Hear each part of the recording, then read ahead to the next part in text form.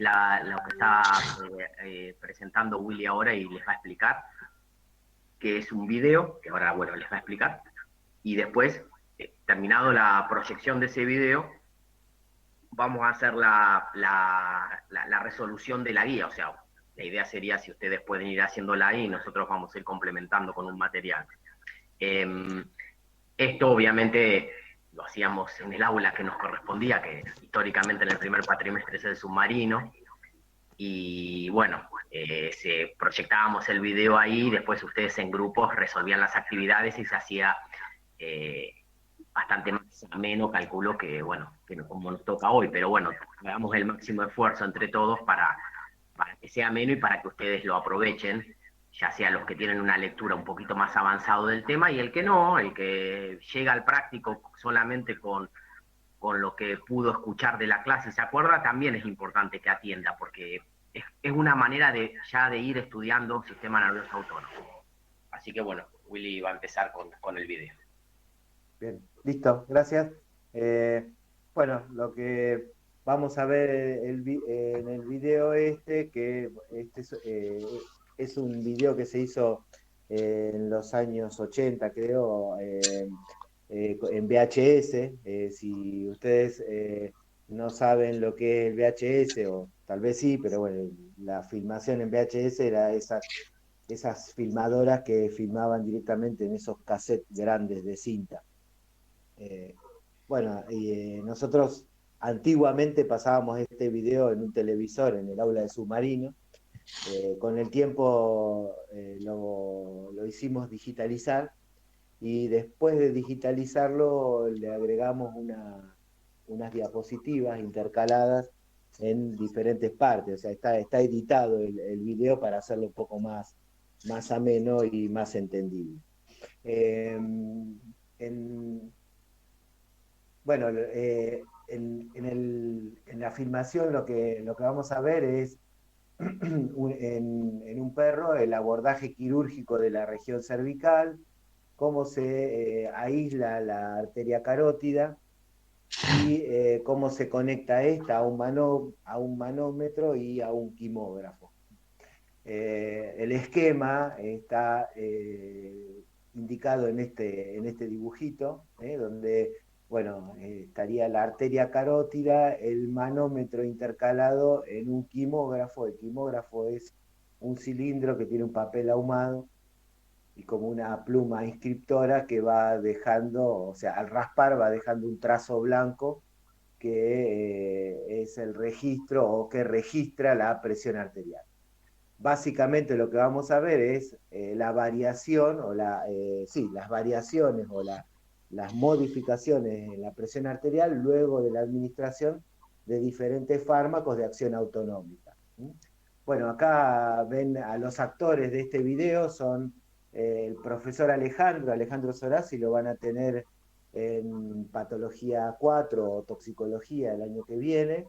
Después está el profesor Sergio, que les dio clase al principio de la mañana, eh, que también está participando del video. Ambos estaban en farmacología, y al profesor Yo sigo, Nutria, Roberto Landa. ¿Cómo? que yo sigo en farmacología. No, no, no, ambos estaban en farmacología. ¿Dije patología o perdón? Ambos estaban en farmacología, tanto Sergio como Alejandro. Y el profesor Landa, Nutria, estaba en ese momento, creo que estaba en fisiología. Eh, Bien, entonces ahí estábamos viendo cómo se aislaba la arteria carótida. Esta es la arteria carótida, y si ustedes pueden apreciar cómo pulsa la arteria, lo voy a volver un poquito para atrás. Ahí están viendo cómo late, cómo pulsa. Las arterias pulsan por la acción de su musculatura lisa. Y bueno, ahí lo está mostrando. Es un video de VHS, espero que puedan tener al menos la computadora, que se puede ver un poco más grande. Y acá lo que hacen es purgar el manómetro, y luego lo que se hace, yo voy a adelantar un poco porque es bastante engorroso. Acá lo que se hace es ligar la arteria carótida hacia craneal, por lo que, bueno, al ligar la arteria carótida hacia craneal, se interrumpe la circulación en la mitad del cerebro, ¿no? En uno de los hemisferios cerebrales. Por lo que, y precisamente a raíz de eso, se hizo este video porque luego de este preparado y de hacer el práctico y de filmarlo, el animal hubo que sacrificarlo. Porque, bueno, perdió la irrigación en la mitad de su cerebro. Bueno, lo que están haciendo acá es intentar colocar el manómetro o el extremo del manómetro, una, eh, la parte que es una especie de catéter que va dentro de la arteria, y eso a su vez se va a conectar al manómetro. Yo lo voy a adelantar un minuto aproximadamente porque esa parte es bastante engorrosa.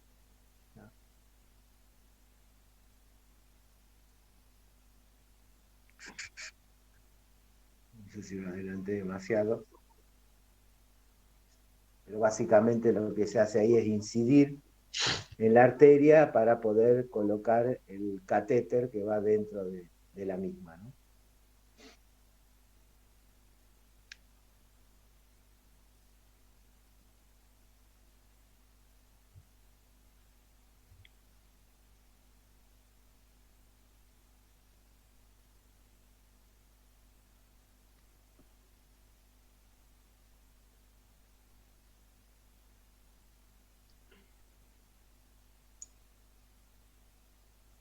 Bueno, y ahí ya está hecha la preparación, ya estaría la arteria, el catéter dentro de la arteria, la cabeza del animal, y esto es la conexión, la manguerita que conecta con el manómetro.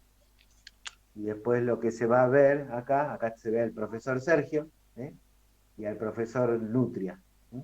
Y ahí se ve el quimógrafo y la pluma escriptora y el registro de presión arterial normal. Es decir, si el cilindro ese que tiene el papel ahumado está girando, esa pluma escriptora lo que va dejando es un trazo recto, que es lo que indica que es la presión arterial normal. En este caso sería la presión arterial media. Ustedes saben que hay una presión arterial que es sistólica y una que es diastólica. Bueno, en este caso el manómetro detecta la presión arterial media. ¿eh?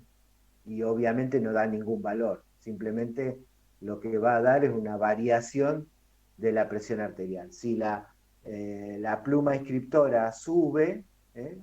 va a aumentar la presión arterial, y si baja, va a disminuir. Entonces, luego de esto y del registro de la presión arterial normal, se comenzó con la administración de diferentes fármacos. Y el primer fármaco que se administró es la catecolamina natural, que es la adrenalina. Si ustedes recuerdan de la clase de la semana pasada, la adrenalina es un agonista tanto de los receptores alfa como de los receptores beta. Por eso ahí no se discrimina si es alfa 1, alfa 2, beta 1 o beta 2, porque en definitiva se une a todos los receptores adrenérgicos. Bien, entonces lo que vamos a ver es, y lo que les comenté la semana pasada en la clase, qué es lo que ocurre cuando se administra por vía intravenosa, como en este caso, la catecolamina natural, que es la adrenalina, y la respuesta sobre la presión arterial que ocurre luego de la administración de la adrenalina. Y si, bueno, ahí acá se ve en esta flechita que está marcando dónde, o el momento en el cual fue administrada y cómo la presión arterial aumenta. Después hay una diapositiva que nos va a indicar qué es lo que ocurre, o vamos a repasar qué es lo que ocurrió cuando se administró adrenalina. Y acá lo que están haciendo es auscultar el corazón. Y fíjense, bueno, cómo aumenta la frecuencia cardíaca. El movimiento de la parrilla costal está mostrando tanto el aumento de la frecuencia cardíaca como el aumento de la fuerza de contracción, ¿no?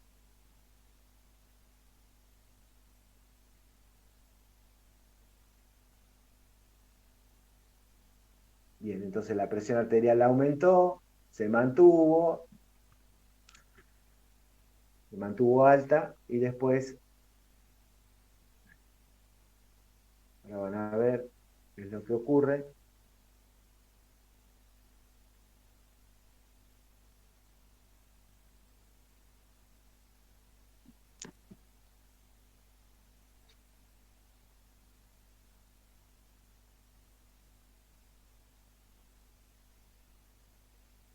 Comienza como a disminuir.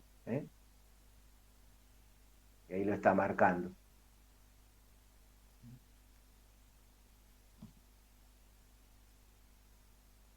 Entonces, lo que pasa básicamente, y lo vamos a analizar desde el punto de vista de lo que ocurre con los efectos de la adrenalina sobre los diferentes receptores. ¿Qué receptores, como les decía anteriormente, son aquellos, o los que, digamos, sobre los que va a actuar la adrenalina son aquellos que están ubicados en el músculo liso vascular? Entonces, los alfa 1, como ahí está indicado, están ubicados en músculo liso de vasos sanguíneos que irrigan a la piel, a las mucosas y a las cavidades. El agonismo sobre estos receptores produce una contracción de ese músculo liso, por lo tanto una vasoconstricción, y por lo tanto lo que se verifica es el aumento de la presión arterial, que está simbolizado acá en verde, y que es lo que se veía en el quimógrafo. Posteriormente, lo que ocurre es una vasodilatación, o una disminución de la presión arterial, pero por vasodilatación. Vasodilatación por acción de la adrenalina sobre receptores beta 2, que son los otros receptores que están ubicados en músculo liso vascular, pero no en el músculo liso vascular de todos los tejidos, sino que son músculos liso vascular de aquellos vasos sanguíneos que irrigan el músculo esquelético, ¿sí? Entonces, estos receptores predominan a nivel de los vasos sanguíneos que irrigan el músculo esquelético y cuando son agonizados por la adrenalina, se produce la relajación y por lo tanto la vasodilatación y por lo tanto la disminución de la presión arterial. Esto que vemos acá y que vimos ahí en el video está descrito en todos los libros de farmacología y de fisiología. Y es algo que nosotros eh, eh, es algo que nosotros preguntamos muchas veces. O sea, ¿cuál es la respuesta que se observa sobre la presión arterial cuando administramos adrenalina por vía intravenosa? Bien, la otra componente al menos del aumento de la presión arterial, de este aumento de la presión arterial, es la taquicardia. La taquicardia y el aumento de la fuerza de contracción del miocardio que produce la adrenalina por la acción sobre los receptores beta 1. Lo que se veía en el video es la taquicardia. Bueno, yo me detuve bastante en esta diapositiva porque lo que ocurre con los siguientes fármacos es básicamente lo mismo. Lo que pasa que dependiendo del fármaco veremos la acción o el efecto. El efecto.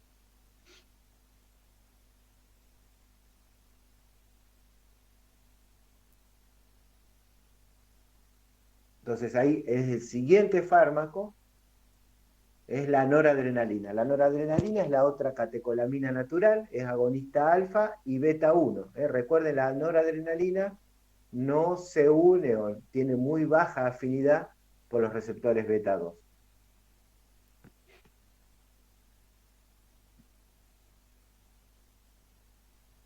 Entonces, si se administró en este momento, vean cómo la pluma escriptora y el trazo se ve que aumenta, va aumentando. O sea, aumentó la presión arterial. Como o no se producen los efectos sobre los receptores beta 2, entonces el aumento de la presión arterial es por agonismo sobre los receptores alfa 1. Y a nivel del corazón, no se ve en el video, pero si pudiéramos auscultar el corazón, observaríamos que hay taquicardia.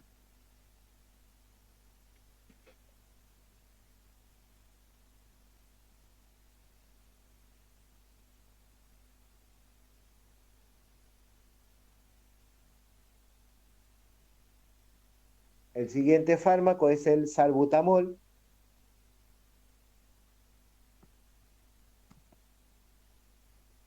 Ahora voy a adelantar porque la diapositiva está puesta antes de que se administre el salbutamol.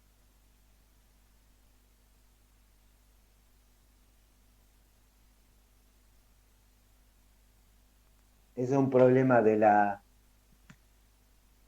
me pasé.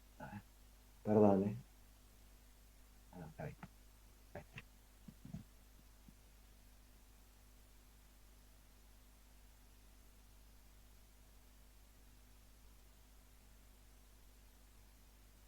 Ahí está, este es el frasquito que tenía el salbutamol. Entonces se administra el salbutamol y van a ver lo que pasa. Ustedes podrían ir imaginándose lo que pasa cuando se administra salbutamol, que es agonista selectivo de los receptores beta 2.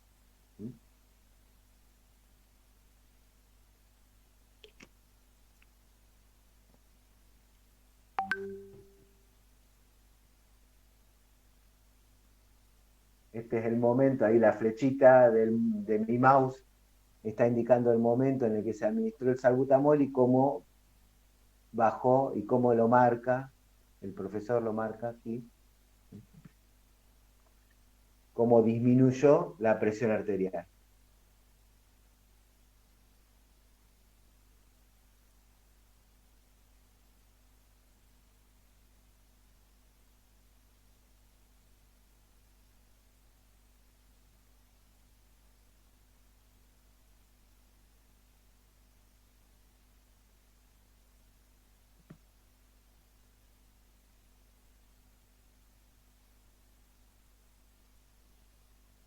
Bien, entonces, nuevamente, ¿cuál es la explicación para esto? Bueno, el salbutamol es agonista selectivo de los receptores beta 2, se une a estos receptores en el músculo lisovascular de aquellos vasos sanguíneos que irrigan al músculo esquelético. Parece un trabalenguas, pero es importante que lo retengan a esto y que lo razonen de esta manera. Y que piensen lo que les comentábamos en la clase, que o sea, si hay una descarga adrenérgica, se necesita que llegue sangre para que lleguen oxígeno y nutrientes a los músculos. Entonces, para eso se requiere que haya relajación del músculo lisovascular, de los vasos sanguíneos del músculo esquelético. Y eso es, digamos, por analogía, cuando administramos un agonista de los receptores beta 2, bueno, va a pasar lo mismo, va a haber vasodilatación y disminución de la presión arterial.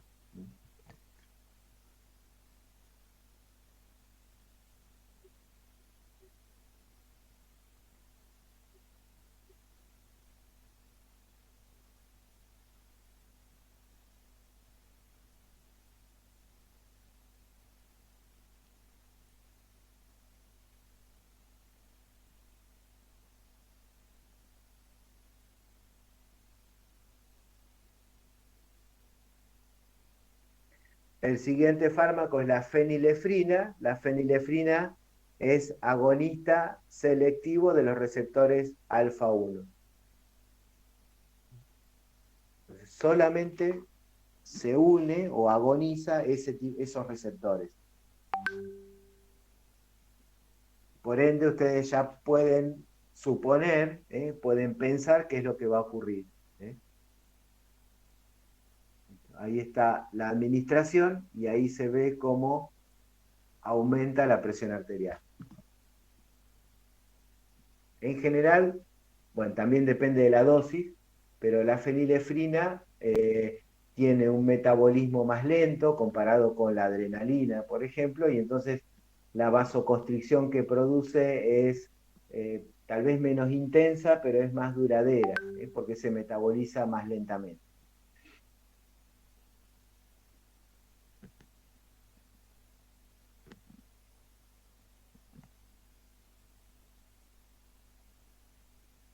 Bien, y esto es lo mismo, agonismo sobre receptores alfa 1 de vasos sanguíneos de piel, mucosa y cavidades con la contracción y el aumento de la presión arterial.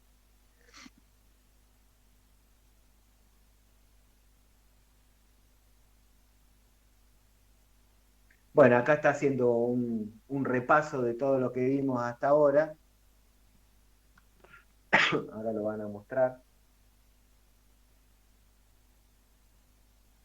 La adrenalina, que fue el primer fármaco. Acá está la disminución de la presión arterial por los efectos sobre los receptores beta 2 de la adrenalina. Ahí.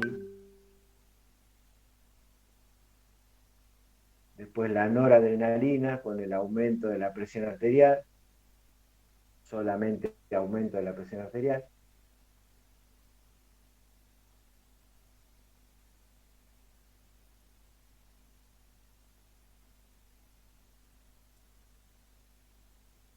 El salbutamol es este, donde baja la presión arterial.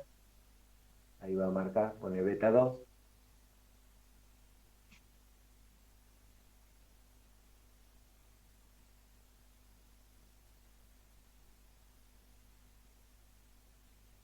Y finalmente la fenilefrina, bueno, ahí no se vio bien. Y ahora, entonces, hasta acá hemos visto qué es lo que ocurre cuando se administran agonistas de los receptores, de los receptores adrenérgicos. Y ahora veremos qué es lo que ocurre cuando se administran antagonistas. La acepromacina es un fármaco que vieron hace una hora aproximadamente, que además de producir sus efectos, como lo explicó Sergio, a nivel del sistema nervioso central, tiene efectos a nivel periférico. Y los efectos a nivel periférico se observan básicamente por el antagonismo de los receptores alfa 1. Y lo que veremos es qué es lo que pasa cuando se administra acepromacina y qué es lo que pasa luego de administrar, cuando se administra acepromacina y luego se administra adrenalina, que es, bueno, hoy les explicó bien Sergio, que es la demostración del efecto Day.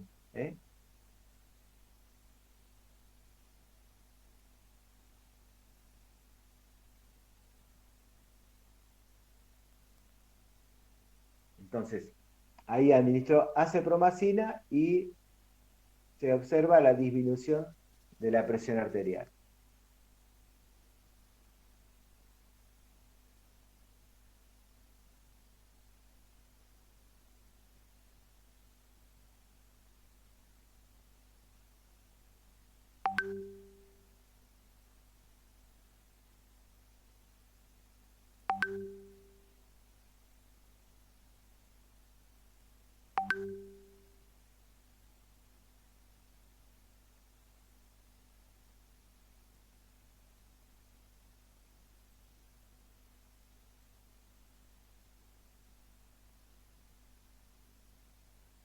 Bien, entonces, acá es importante que ustedes recuerden lo que vieron en farmacodinamia, porque cuando administramos un antagonista de un receptor, ese fármaco lo que hace es bloquear al receptor, no produce el efecto. O sea, el efecto que se observa no es por el antagonismo sobre los receptores alfa 1 por sí mismo, sino que al bloquearse este receptor, quedan libres los receptores muscarínicos, que están en el endotelio vascular. Si recuerdan de la clase del sistema nervioso parasimpático, los receptores que se encuentran en el endotelio vascular, los muscarínicos que están en el endotelio vascular, son los receptores M3. Y cuando se estimulan esos receptores M3, se produce la relajación del músculo liso vascular. Entonces, si bloqueamos los receptores alfa 1, el efecto de la relajación del músculo liso vascular es un efecto colinérgico, porque los receptores alfa 1 están bloqueados por la acepromacina. Bien.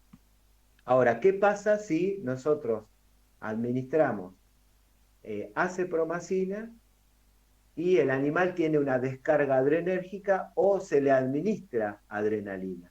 Entonces, los receptores alfa 1 están bloqueados, entonces la adrenalina va a ocupar otros receptores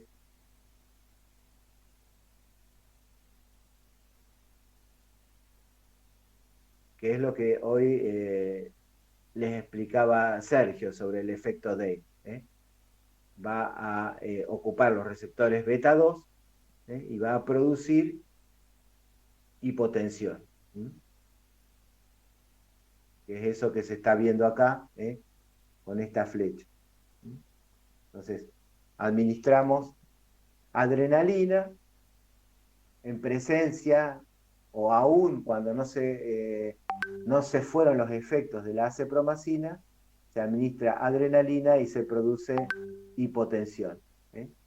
Esto es importante tener en cuenta y hoy lo repito ahora porque Sergio se lo explicó bien hoy, pero bueno, la acepromacina dentro de sus efectos no tiene el efecto analgésico, o sea, no es un tranquilizante con efecto analgésico. Entonces, si utilizamos acepromacina solamente y estamos realizando una maniobra que le produce dolor al animal, ese animal que no se puede mover o que tiene dificultado su movimiento porque está tranquilizado, va a tener igual una descarga adrenérgica.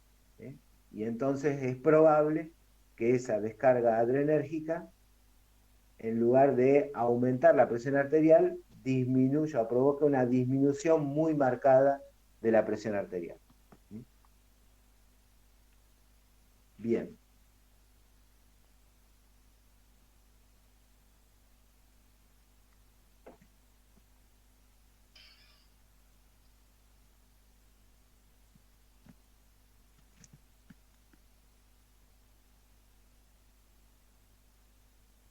Bueno, ahí esperó hasta que volvió la presión arterial a valores relativamente normales y entonces hasta acá vimos los efectos de los fármacos que actúan sobre el sistema nervioso simpático, es decir, agonistas y antagonistas adrenérgicos, y ahora vamos a ver lo que ocurre con los colinérgicos. Entonces, el primer fármaco es la acetilcolina, que es agonista muscarínico.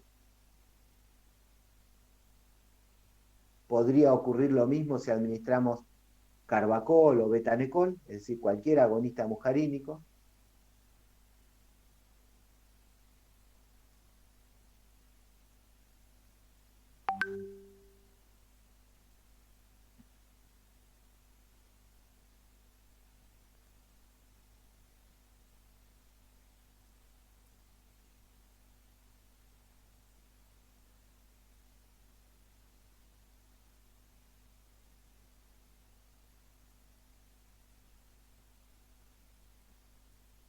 Y es la disminución de la presión arterial. Recuerden que estos receptores no están ubicados directamente en el músculo liso vascular, sino que están en el endotelio. Cuando se estimulan, se libera el óxido nítrico, antiguamente conocido como el factor de relajación endotelial, que lo que produce es precisamente eso, relaja no el endotelio, sino el músculo liso vascular. Como le explicamos la semana pasada en la teoría, tanto los receptores M3 como los alfa 2 que están ubicados también en el endotelio vascular son los responsables de producir relajación del músculo liso, a través de la liberación del óxido nítrico. El siguiente fármaco es la atropina.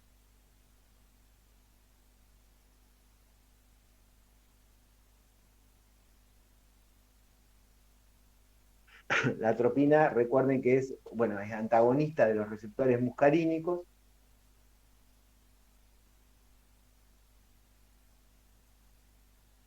Como resultado de eso, bueno, si lo pueden apreciar acá, se observa lo contrario, el aumento de la presión arterial.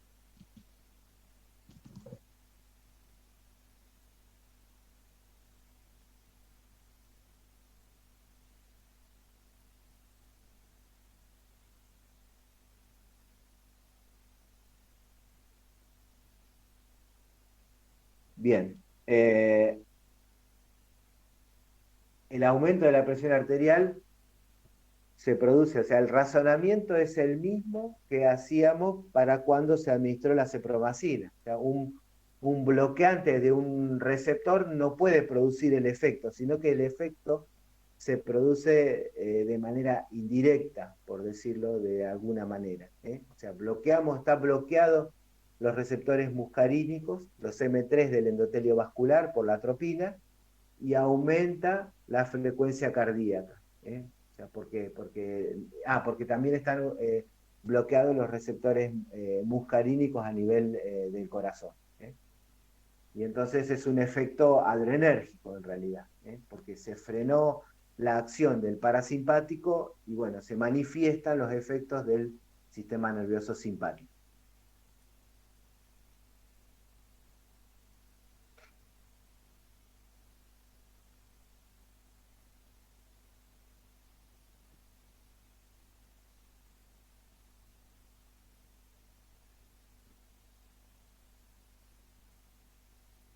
Finalmente se administra acetilcolina.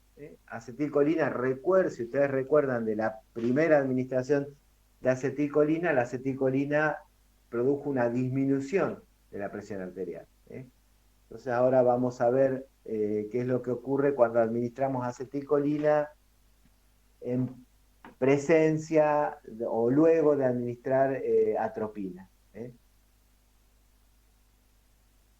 Fíjense que acá está marcando cómo en realidad en lugar de disminuir la presión arterial aumenta.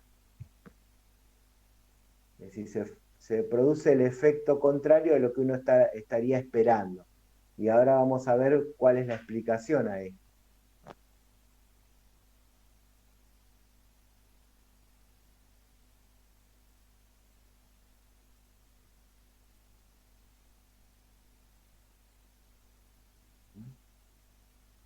Entonces, lo que se observa aquí es, bueno, se administró acetilcolina luego de administrar atropina. La atropina está bloqueando tanto los receptores M2 a nivel del corazón como los receptores M3 a nivel del endotelio vascular. Por lo tanto, la acetilcolina no puede provocar una vasodilatación ni una disminución de la frecuencia cardíaca porque esos receptores están bloqueados. Entonces, lo que ocurre es, bueno, la acetilcolina se tiene que unir a otros receptores, además de los receptores M2 y M3, o sea, receptores muscarínicos que tienen otra ubicación. O receptores, perdón, otro tipo de receptores que tienen otra ubicación. Y si ustedes recuerdan, el neurotransmisor a nivel de la sinapsis entre una fibra nerviosa preganglionar y postganglionar son los receptores nicotínicos. La médula adrenal, que está acá, es un ganglio modificado, por lo tanto tiene las células que liberan adrenalina y noradrenalina, tienen receptores nicotínicos en su superficie. Entonces la acetilcolina se une a estos receptores y estimula la liberación de adrenalina y noradrenalina que provocan el aumento de la presión arterial. Esto así como la, la hipotensión que produce la adrenalina cuando en presencia de acepromacina se llama efecto Dale, esto recibe el nombre de efecto paradojal de la acetilcolina. Bien, y este sería el final de la edición de este video. Bueno, muy bien. No sé si tienen alguna duda, quieren preguntar algo del video, si no pasaríamos a confeccionar la guía. El video es mientras si van pensando alguna pregunta, si tienen. Adrián, Sí, tienes eco la voz, tienes dos sí, audios, porque ¿verdad? tengo acá el teléfono, voy a tratar de Parece que estás en anularlo. una cueva cuando hablas. A ver ahora. ¿Ahora? Mejor, sí, ahí Sí, bien. lo alejé para que no lo tome. Es para ver el chat en realidad, pero bueno. Bueno, entonces, si no tienen ninguna pregunta, lo que les decía, el video está pensado para ver sobre un efecto, que es el tema de, en este caso, un sistema que es el cardiovascular y específicamente la presión arterial, cómo actúan los diferentes fármacos que vimos autonómicos. Que cuando uno lo estudia parece que el sistema nervioso autónomo, en realidad los fármacos del sistema nervioso autónomo no tienen demasiado uso en la clínica, pero no es así, como vamos a ver ahora en la guía, donde cada vez más en algunos sistemas específicos se usan muchos fármacos que su acción principal es sobre el sistema nervioso autónomo. Así que Willy, si querés dejar de compartir. Bueno. No, porque bueno, veo que no hay más preguntas y comparto yo la guía, o sea, para que podamos ir resolviendo. ¿Dejé de compartir? Sí. Sí, sí. Ah, ok.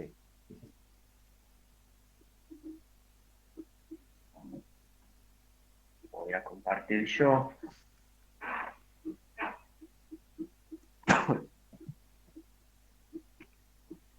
¿Estoy compartiendo? Sí. Sí. ¿Sí? ¿Están viendo todos? Bueno, yo creo que estoy tratando de ver también el chat, pero lo ideal sería que abran el micrófono porque la idea es que ahora vamos a empezar a hacer la guía, la actividad, en realidad el video o la explicación del video es el punto 1 de la guía de trabajos prácticos. Y a partir de ahora empezamos con las actividades que ustedes hacían en grupo y hoy las vamos a hacer en forma individual y virtual. Pero bueno, siempre les insistimos sobre la importancia de que participen. Bueno, tenemos el punto 2. El punto 2 era una tabla donde tenemos efectos, ¿sí? Efectos farmacológicos. Quizás en un examen o en algún momento podríamos haber puesto, en vez de un efecto, podríamos haber puesto un uso terapéutico. Pero en este caso hay un efecto farmacológico. Y es una tabla donde les pedimos completar con diferentes datos, pero que están concatenados. Es decir, acá tienen un efecto, hay que elegir un fármaco. Una vez que elegimos ese fármaco que produce ese efecto, tenemos que decir si el fármaco es agonista o antagonista, sobre qué receptor actúa para producir ese efecto y dónde está ubicado el receptor. Entonces, esto es muy común en general, lo tomábamos a veces en los parciales, son muy común también que aparezcan los finales escritos este tipo de cuadros.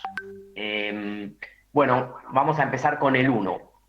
¿Qué fármaco elegirían para disminuir el peristaltismo intestinal? Por ejemplo.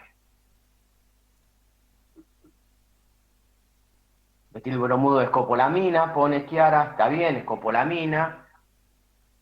Bien, perfecto. Es decir, que vamos a ver, yo no me acuerdo cuál puse yo acá, puse uno también para completar, bueno, puse la atropina, pero estamos en el mismo, digamos, en la misma familia, y ¿qué son agonistas o antagonistas estos fármacos? Pueden hablar, ¿eh? Antagonistas, colinérgicos, muy bien, es antagonistas, son antagonistas colinérgicos, muy bien, entonces vamos a poner antagonistas. ¿Sobre qué receptor son antagonistas para producir este efecto? M3, muscarínico, ¿sí? Está bien, Tomás, acordate que tenemos que tratar de ser específicos en estos casos, porque ya nosotros hablamos, entonces la respuesta correcta son M3. Muy bien, ¿y dónde estaría ubicado el receptor para producir este efecto? La placa neurofungal, en el músculo liso del tracto gastrointestinal, muy bien, como están poniendo en el chat. Músculo liso Victoria, Julio y Juliana, están todos contestando. Músculo liso del tracto gastrointestinal. Entonces se entiende cómo se completa este tipo de tabla. Vamos con la siguiente. Contracción del músculo detrusor de la vejiga. ¿Qué fármaco usaría?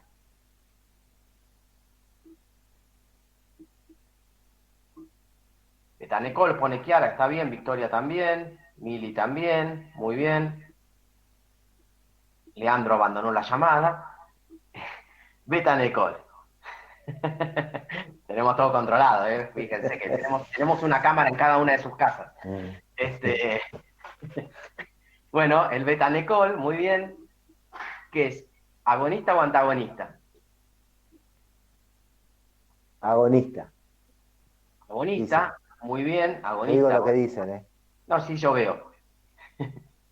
Agonista, porque tengo el teléfono. Muy bien, es agonista. ¿Sobre qué receptor va a actuar acá? M3, dice Victoria, muy bien. ¿No son todos M3?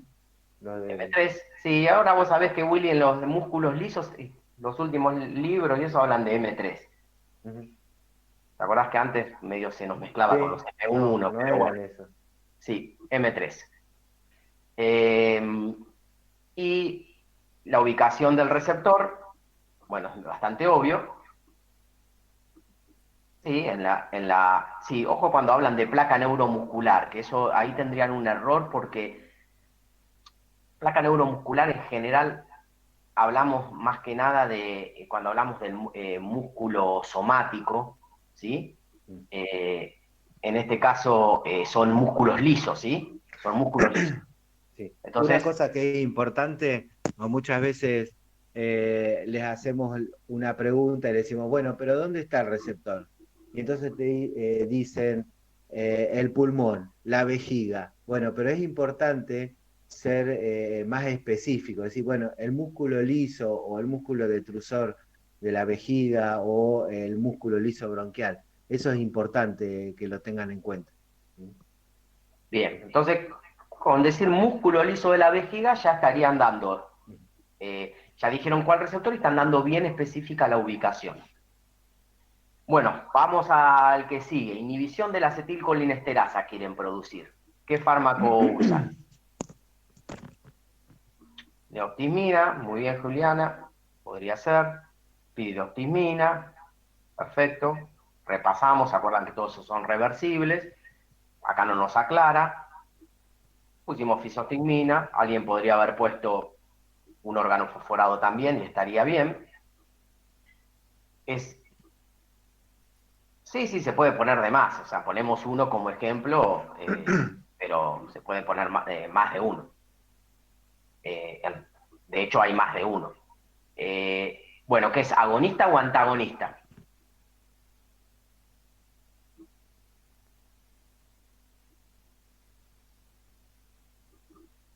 Bien. Ahí tenemos que ver, se consideran agonistas muscarínicos, ¿sí? Pero bueno, son antagonistas de la enzima, digamos, pero si tomamos desde el punto de vista del sistema nervioso parasimpático, son muy bien agonistas indirectos. En realidad acá figura antagonista de la enzima. Acá, si fuese el examen, les tendríamos que aclarar qué es lo que les estamos pidiendo, ¿sí? Si es de la enzima, es agonista de la enzima. Si es del sistema nervioso parasimpático, es un agonismo indirecto. El receptor, bueno, acá esta es capciosa. Pone, ¿cuál es el receptor? Y depende cómo lo interpretes. Si interpretas que se une a la enzima, entonces la misma Bien, acetilcolinesterasa. Pero si perfecto. vos estás viendo el aumento de la otra hormona, digamos, que estás dejando libre, entonces para mí son los M1 Perfecto. en el sistema nervioso central. Perfecto. O en realidad uno podría decir, si nos están pidiendo el efecto parasimpático, van a ser receptores muscarínicos principalmente. Si nos dirigimos a la enzima, el receptor es la misma enzima. En este caso, bueno, yo lo completé pensando en la enzima, pero es cierto que puede dar a confusión o que uno vaya por la otra vía pensándolo desde el punto de vista del sistema parasimpático, y estaba bien que no alcanzaba a ver el nombre de quien me hablaba, pero está muy bien lo que decía. Entonces, si acá pusimos agonista pensando en el sistema parasimpático, acá pondríamos receptores muscarínicos. Bueno, la ubicación del receptor también tiene que ver de cómo lo interpretamos. Si seguimos esta línea de que estamos hablando de la enzima, ¿dónde está la ubicación del receptor?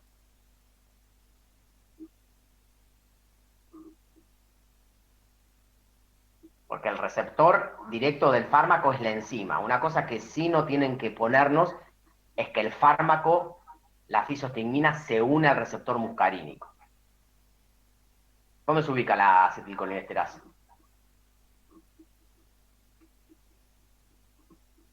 Se quedaron mudos. Mitocondrias de las neuronas, ¿no? No, ahí está, que ahora ponen el espacio sináptico, En el claro. espacio sináptico. Está en todos los espacios sinápticos. Si vos no tuvieses en el espacio sináptico acetilcolinesterasa, cada vez que se libera acetilcolina, el efecto duraría ad eternum.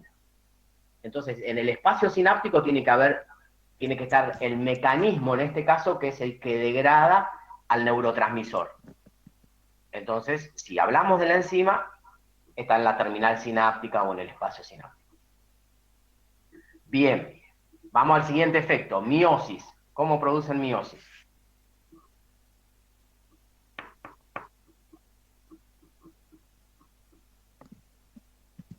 Carbacol, dice Victoria, muy bien, muy bien. ¿Entienden bien, pilocarpina, carbacol? ¿Cómo es el mecanismo? Por eso, si ustedes entienden desde el punto de vista de lo que hablamos, la fisiología, de dónde está el receptor y cuál es el efecto fisiológico que produce, después con acordarse los 2 o 3 nombres, que no son tantos los que hay en autónomo, de clase, digamos, esto lo sacan bastante bien. Entonces acá pusimos los que mencionaron, carbacol, pilocarpina. ¿Son agonistas o antagonistas? Estos bastante repetitivos. Me pone Valentín que es antagonista. ¿Qué opinan de lo que dice? No lo vamos a estigmatizar, pero no es Valentín, es antagonista, son agonistas. Son agonistas. Agonista, dice Gabriel, muy bien. Receptor M3. Bien, Valentín. ¿Y la ubicación del receptor?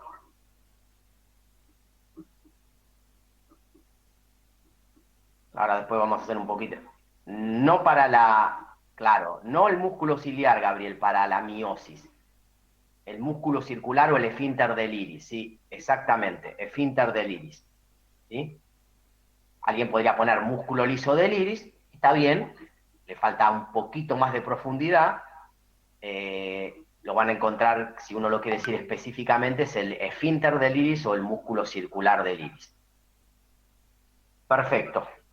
Aumento del inotropismo. ¿Cuál darían? Acá podrían epinefrina, muy bien. Ahí me pusieron una lista larga, Kiara, muy bien. Epinefrina, Gabriela, acá fíjense que nosotros lo que buscamos es un efecto. Después hay algunos que tienen, desde el punto de vista de la clínica, pueden tener un uso mayor que otros. Nosotros acá obviamente lo que queremos es que ustedes reconozcan los efectos y los mecanismos. Dentro de los que se usan, Uno es la dobutamina, ¿sí? Uno es la dobutamina. Sulfato de epinefrina, muy bien, puede ser también. ¿Es agonista o antagonista para producir este efecto? Agonista, dice Victoria, está bien. Maya también, Kiara también, Gabriel también. Es agonista. ¿Y sobre qué receptor? Acá sí no tenemos mucha opción. Para producir es beta 1, muy bien. Ahí viene la lluvia de beta 1. Beta 1. Y la ubicación del receptor, músculo cardíaco, miocardio. Sería decirlo de otra manera, un poquito más específico, está bien. Bueno, nos quedan dos. Hipermotilidad gastrointestinal. Queremos aumentar el peristaltismo. ¿Qué podemos usar? Arecolina, perfecto. Arecolina. Arecolina. No me acuerdo cuál puse yo. Puse la arecolina, sí. Neostigmina, está bien, perfecto. Bueno, seguimos con la arecolina, ya que los inhibidores de acetilcolinesterasa ya los vimos ahí arriba. ¿Qué es agonista o antagonista para producir este efecto? Agonista, perfecto. Agonista. Esto bien, ven que una vez que se hace repetitivo lo van sacando fácil. Obviamente si saben. ¿Sobre qué receptor? M3. M3. Muy bien. Y la ubicación del receptor, ya lo habíamos visto, músculo liso gastrointestinal. Bueno, y disminución. Sí, Poco fármaco del simpático, ¿eh? Es discriminación. Sí, es cierto. Disminución del cronotropismo. Tiene que ver con quién hace la guía. Bueno, sí, te acordás que la arecolina se usa como purgante, pero bueno, no estamos hablando de graduaciones clínicas, Juliana, sino estamos buscando un efecto. Sí, es cierto, es un purgante potente, pero ¿se acuerdan de la clase que no lo tenemos acá, pero en algunos países de Latinoamérica está para lo que se llaman rumiantes, impacción ruminal, cuando se produce, los animales comen una dieta de baja calidad, es decir, un pasto de muy mala calidad, se produce como impacciones, como que se produce una dilatación a nivel ruminal y eso termina produciendo una atonía ruminal y a veces, en algunos casos, es útil este tipo de fármacos que aumentan la motilidad gastrointestinal y bueno, teníamos la indicación, o sea, el producto comercial existía. Entonces, la disminución del cronotoprismo, un antagonista beta 1 en el miocardio, pone, mirá, Willy, para vos, propanolol, altenolol. Gracias, Dios. Bueno, ¿qué son estos? Bueno, ya habían dicho, ¿agonistas o antagonistas? Vamos a dejarlo bien claro.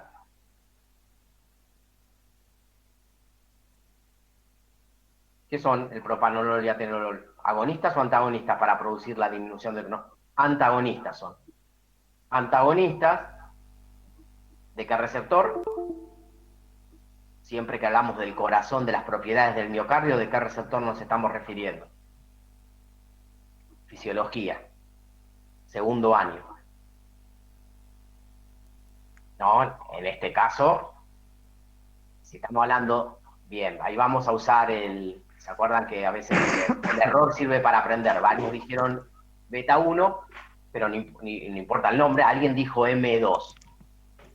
El M2, para producir disminución del cronotropismo, ¿tienen que producir agonismo o antagonismo? Les hago la pregunta. Si quieren producir disminución del cronotropismo con M2, ¿qué tienen que producir? ¿Un agonismo o un antagonismo?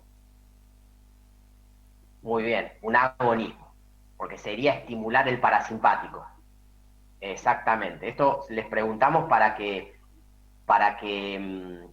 lo razonen, ¿eh? Siempre esto se puede razonar, no es solo acordarse de memoria. Pueden pensar los efectos y tratar de sacar el fármaco. Bueno, es beta 1 el receptor, si vamos a producir por antagonismo, ubicación en el nodo, específicamente en este caso, si el corazón está funcionando bien, el ritmo tiene que ser sinusal, por lo tanto lo comanda el nodo sinoauricular. ¿Sí? Bien, antes de pasar a la actividad siguiente, todos los que están mirando, conectados, ya sea los que participaron o no, ¿entienden cómo se resuelve este tipo de tablas, de efectos o de usos terapéuticos? ¿Alguna duda? Perfecto. Joaquina dice, claro, la respuesta no es alguna duda, porque ¿entienden? No, alguna duda no. Sí, entienden, no No tengo tiene duda. duda, sí se entendió. Es para ponerle un poco de sal. Bien, pasamos a la que sigue. Esta era la actividad que tenían, ¿sí? Es parecida a la otra en realidad, es otra manera de preguntar lo mismo. Tienen una lista de usos terapéuticos, acá ya no tienen efectos. Eso es lo que cambia, ya no tienen efectos, tienen usos terapéuticos. Volvemos a insistir con que les quede bien claro qué es un uso terapéutico y qué es un efecto farmacológico. Resolviendo la actividad 2 y 3, se dan cuenta. Es decir, acá en general tenemos situaciones patológicas. O, bueno, en este caso sí es un efecto que se quiere producir, no estaría tanto un uso terapéutico la A, pero bueno, es un caso especial. Pero las demás son todas situaciones patológicas. Y tenemos una lista de fármacos. Tenemos que elegir para cada una un fármaco, sin repetir y sin soplar, y justificar por qué. Bueno, entonces nos vamos a ubicar así. Entonces, vamos a ir por orden. Vamos a decir cada uso terapéutico y ustedes me van a decir el fármaco y por qué. Prolongación del efecto de los anestésicos locales. De la lista que teníamos, ¿qué fármaco usaría? La adrenalina. Muy bien, podría ser la adrenalina. Perfecto. Pueden usar otro también de la lista, que de hecho también vienen las formulaciones. ¿Qué otro fármaco pueden haber? Miren los que se jugaron por la adrenalina, miren la lista de fármacos y digan si hay otro que podría tener un efecto similar.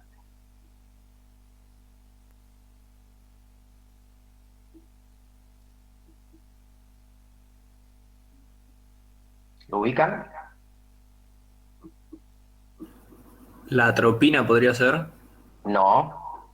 ¿Qué es lo que... Vamos a ver, vamos a justificar por qué usaríamos adrenalina, a ver si nos sale. ¿Por qué usamos adrenalina para prolongar el efecto del anestésico local? Esto lo van a ver. Es vasoconstrictor, ¿o no? Perfecto, exactamente. Lo van a ver bien cuando Laureano les va a dar la clase de anestésicos locales, pero Willy se los explicó. Es decir, ustedes saben, un anestésico local, supónganse, en nuestro caso lo asociamos más cuando vamos al dentista. Siempre que les dan anestesia, les dan un anestésico local. En el caso de los animales, se usan para hacer infiltraciones en general, para maniobras dolorosas o cirugías cortas, como complemento. Entonces, lo que queremos es que justamente se llama local, queremos que el anestésico se mantenga en el lugar de inyección la mayor cantidad de tiempo posible. Una manera es que no se absorba. Si se absorbe, es decir, pasa al vaso sanguíneo y pasa al torrente a circulación sistémica, ya no lo tenemos en el lugar donde lo infiltramos. Por lo tanto, ya dejó de hacer el bloqueo. Entonces, una manera es hacer la superficie de los vasos más pequeña para que la absorción sea más lenta.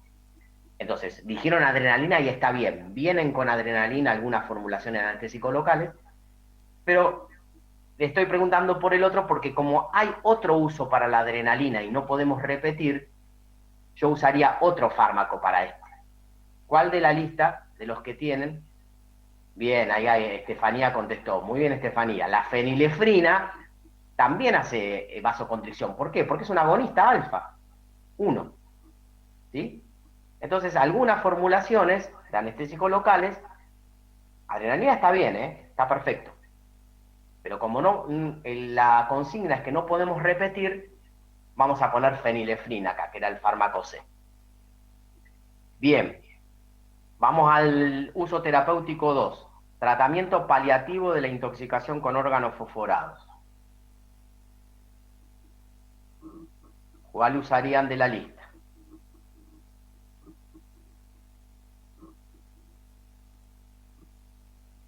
El que no alcanzó a hacerlo antes, lea la lista y muy bien, Milagros, trate de pensar. Bien, Todos contestan la atropina, acá no hay muchas opciones, bien, tengo una lluvia de atropinas en el teléfono. Perfecto. ¿Y por qué? Eso alguien me lo tiene que decir, porque para escribir es medio largo. ¿Por qué usamos la atropina en una intoxicación con órganos fosforados como tratamiento paliativo? Yo había leído que la atropina no se consideraba un antídoto porque no es que lo bloqueaba totalmente, pero sino que atenuaba el efecto. Entonces, por eso el tratamiento paliativo significa Bien, eso, ¿verdad? bien, exactamente, es el tratamiento de los signos. Vos no lo bloqueás, porque para bloquearlo, ¿se acuerdan que habíamos visto un antídoto o un bloqueante que sería desde el punto de vista farmacodinámico el antagonismo químico, que sería la pralidoxima? ¿La atropina qué es desde el punto de vista de mecanístico, desde el punto de vista del sistema nervioso autónomo? ¿Cómo es el mecanismo de acción de la atropina?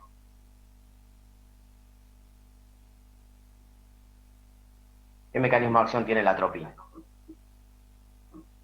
Eso lo tienen que saber. Antagonista muscarínico. Entonces, si yo tengo el órgano fosforado, vamos a pensar, doy órgano fosforado, muy bien, todos dicen antagonista muscarínico, el órgano fosforado me inhibe la acetilcolinesterasa de manera irreversible, con lo cual tengo un importante aumento de nivel de acetilcolina. Si me paso de dosis, es decir, que llego a una intoxicación, voy a tener mucha acetilcolina durante mucho tiempo.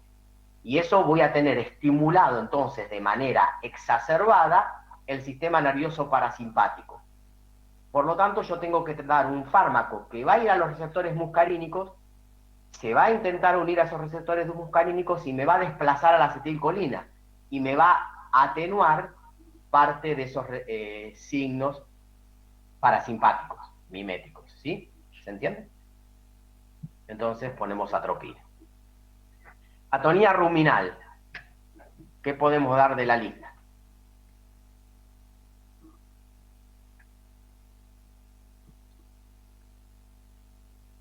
Vamos, no aflojen.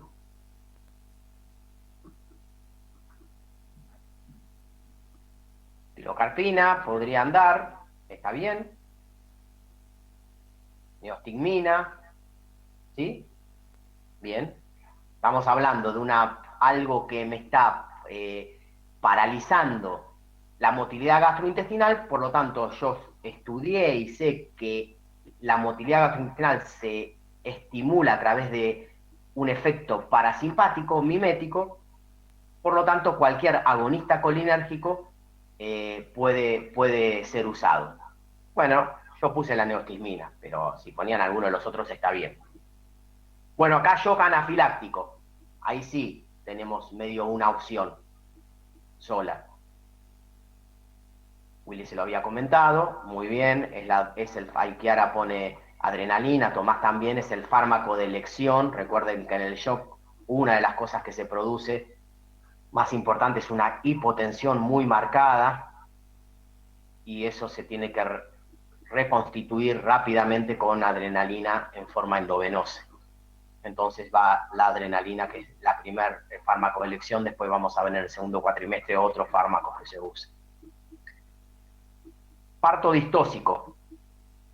Había, por una cuestión mecanística, algunos de los fármacos que podían ayudar, ese es un uso clínico práctico de alguno de los fármacos del sistema nervioso, les doy una ayuda simpático para que Willy se ponga contento, que pueden ser usados en el parto distóxico. ¿Cuál podía ser? ¿Y por qué? Clenbuterol, dice Kiara, muy bien. ¿Alguien lo puede explicar por qué? Para los compañeros que están escuchando y quizás no se dieron cuenta. Oxitocina te va a estimular la motilidad, ¿sí? En este caso, Kiara pone que se produce la realización del miometrio en el último tercio de la gestación. Ahí se me fue porque en el teléfono me dura poquito, pero está bien. ¿Entienden ustedes? Relaja el miometrio. ¿Y por qué? Creo que Kiara lo había puesto. Es un agonista beta 2, ¿sí? Agonista beta 2. Profe, yo tengo una pregunta de esto del parto distóxico. O sea, vos Relajando el miometrio, ¿no lograrías que se te quede el animal No, no, adentro en el canal nada. de parto? ¿O Vamos a cómo es? explicarlo, después lo van a Claro, ver bien, lo van a ver bien. gracias. Esto tiene que ver, el uso específico es cuando la formulación es para, principalmente está indicada para bovinos, y es cuando el ternero viene mal acomodado.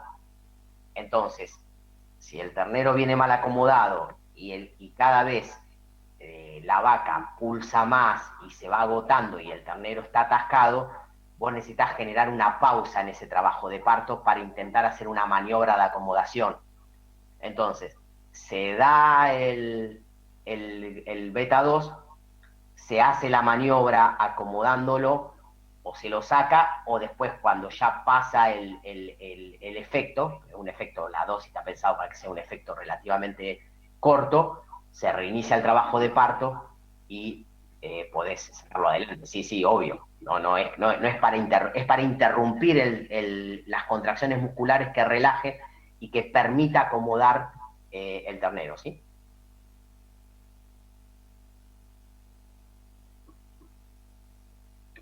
Después, si a alguien le interesa buscar, porque le interesa leerlo, el producto más conocido en veterinaria, pueden buscarlo y seguramente van a encontrar el marbete donde van a poder entender ver bien. Lo que pasa es que esto nosotros le damos un toquecito porque esto lo ven bien después seguramente en obstetricia. Se llama Planipart, que es el clenbuterol, por lo menos calculo que debe seguir el mismo, si sigue existiendo, era el más famoso que se usaba, pero quizás hay otros genéricos o copias. Bien, vamos a otro uso que lo pusimos para recordarlo, si alguno hace pequeño, si se cruza, porque había uno de los fármacos que usábamos para esta enfermedad, no demasiado común, pero cada tanto puede aparecer en perros, miastenia gravis. ¿Se acuerdan que era una enfermedad, la pididostigmina, pone Chiara, muy bien? Era una enfermedad que tenía que ver con alteraciones en la unión de la acetilcolina, ahí sí, en la placa neuromuscular del músculo esquelético, lo cual, si bien no es directamente autonómico, nosotros damos un inhibidor de la acetilcolina esterasa reversible, pero que dura un poco más que los otros. Aumentamos el nivel de acetilcolina y eso ayuda al animal a, por lo menos, no sé si restablecer, pero a tener menos dificultad en el movimiento.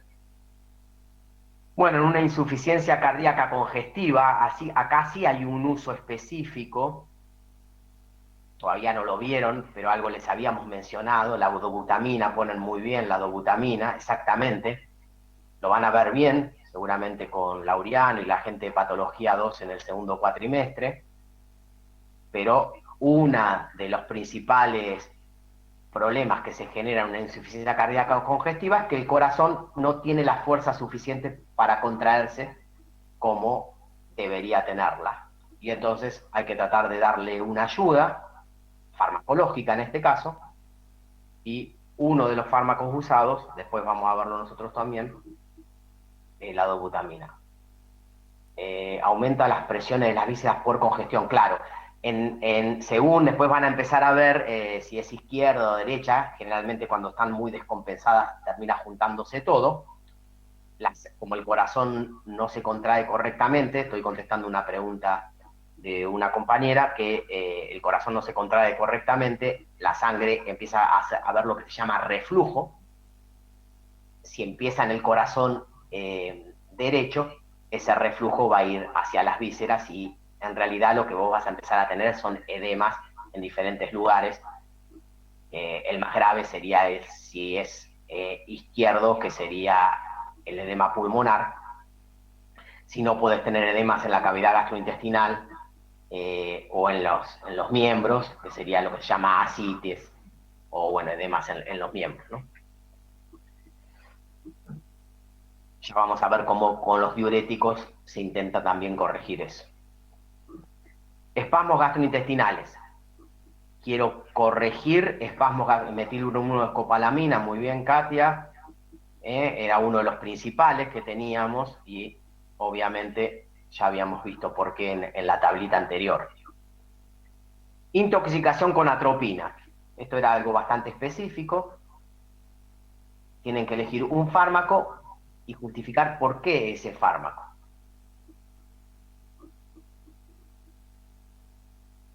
Acá no hay mucha opción de los que tenían en la lista. Fisostigmina, bien Kiara. Bien Katia. Fisostigmina, sí. ¿Y por qué la fisostigmina y no la neostigmina?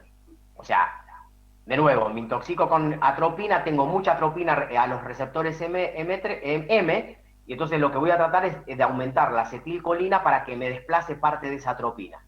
Esa es la manera de por qué estoy pensando que puede servir. Ahora, habíamos visto que los signos de la intoxicación con atropina se daban también a cierto nivel, y por eso la fisostigmina era más útil que la neostigmina. ¿Qué diferencia había entre la fisostigmina y la neostigmina desde el punto de vista farmacocinético? ¿Se acuerdan? Uno podía llegar al sistema nervioso central, Perfecto. atravesaba membranas. Bien, Milagros. Entonces, como en la intoxicación con atropina, ¿se acuerdan que la atropina pasaba poco? Muy bien, atravesan barrera hematoencefálica, me ponen por la composición, sería por su estructura química, para eso les habíamos mencionado. La fisostigmina era una amina terciaria y la neostigmina cuaternaria. Eso, si lo queremos hacer fácil, la neostigmina está mucho más cargada, la molécula, que la fisostigmina. Eso hace que le sea mucho más dificultoso atravesar la barrera hematoencefálica. La atropina tampoco a dosis terapéutica atraviesa mucho la barrera hematoencefálica. Pero cuando doy una dosis tóxica, ahí sí atraviesa y tengo signos nerviosos. Generalmente son de excitación. Entonces, si voy a dar un fármaco que intenta revertir eso, me tiene que atravesar la barrera hematoencefálica. Con lo cual, uno de los fármacos indicados es la fisostigmina. Bueno, y después tenemos glaucoma, de la lista, la pilocarpina, la pilocarpina, la pilocarpina. En este caso, bien, el único que queda, ponen, sí, no había, bueno, por opción, muy bien. ¿Y qué estamos produciendo acá? ¿Qué queremos producir con la pilocarpina? ¿Qué efecto? Ahí sí les estoy preguntando. El efecto constrictor de la pupila, pone Kiara, muy bien, una miosis. Ustedes saben que, bueno, en los últimos años ha habido un enorme desarrollo de la oftalmología veterinaria. Nosotros tenemos la suerte en la facultad que tenemos una especialista que les va a dar clase en clínica, está en el hospital de pequeños, que es la doctora Del Sole. Y también, bueno, tenemos contacto con un colega, sí, ya es colega hace algún tiempito, pero que fue alumno nuestro, que está en Buenos Aires, y que que viene a dar clases, ojalá que este año, bueno, el año pasado dio virtual, les da una clase de terapia hidroelectrolítica en el segundo cuatrimestre, que es Alan Butter, que es muy joven, es un poco más grande que ustedes. Claro, les dio la clase seguramente en nervioso, sí, cuando era presencial puede ser, sí, seguramente. Y bueno, también nosotros tenemos contacto también asiduo con Alan y a veces le consultamos algunas cosas. Esta semana le consulté para ver como que uno va dando fármacos, pero un update en el día a día. Él está en Buenos Aires en clínicas que ven muchos pacientes y que se estaba usando, y me decía que, por ejemplo, la pilocarpina, en los lugares que él va, esto también tienen que ver, tienen que entender que cada centro o cada escuela veterinaria va formando sus conceptos. Me decía que la pilocarpina se está empezando a dejar de usar, o por lo menos ellos la están empezando a dejar de usar para el glaucoma, y para producir la miosis en realidad usan unos derivados más modernos que son de prostaglandinas, que nada tienen que ver con el efecto autonómico. Sin embargo, buscando en el mercado farmacéutico veterinario, más allá de lo que seguramente en los lugares que él puede estar prefieren, bueno, es la pilocarpina. Fíjense esto. Esto es un laboratorio argentino que es exclusivo para productos oculares de veterinaria. Fíjense que dice industria argentina, uso en medicina veterinaria, y tenemos Glaucovet, con el nombre glaucoma, pilocarpina clorhidrato en polirio, es decir, esto directamente para usar en el ojo. Y también en el mercado, quizás hay más, yo busqué, encontré estos dos, después dejé de buscar. También, no le hacemos propaganda a los laboratorios, los mencionamos para que ustedes le vayan les vayan sonando los productos y las empresas que los venden. Este es un laboratorio que tiene una línea completa de productos de veterinaria que se llama Von Franken, y vende la pilocarpina, pero ya inyectable, para todas las especies, al 2%. Y bueno, la indicación es estimulación de secreciones, tratamiento, ya lo da para seguramente algunos efectos de los que vimos en la tabla, ya no tan específico para oftalmología. Pero fíjense que tenemos 2 presentaciones en el mercado de pilocarpina, una exclusivamente oftalmológica y una inyectable. Con lo cual, un poco esto es para mostrarles, no tienen que ver con efectos autonómicos de estos derivados de prostaglandina, por eso no se los quiero mencionar, pero si a alguien le interesa, o sea, están en el mercado, se usan para el tratamiento de glaucoma, se están usando estos derivados de prostaglandina, ¿sí? Que terminan produciendo lo mismo, una miosis, ¿sí? Bien. Bueno, ¿vamos bien hasta ahí? Tenemos 2 o 3 actividades más, pero creo que venimos bien, estamos bien en tiempo, son 12 menos cuarto, es temprano todavía.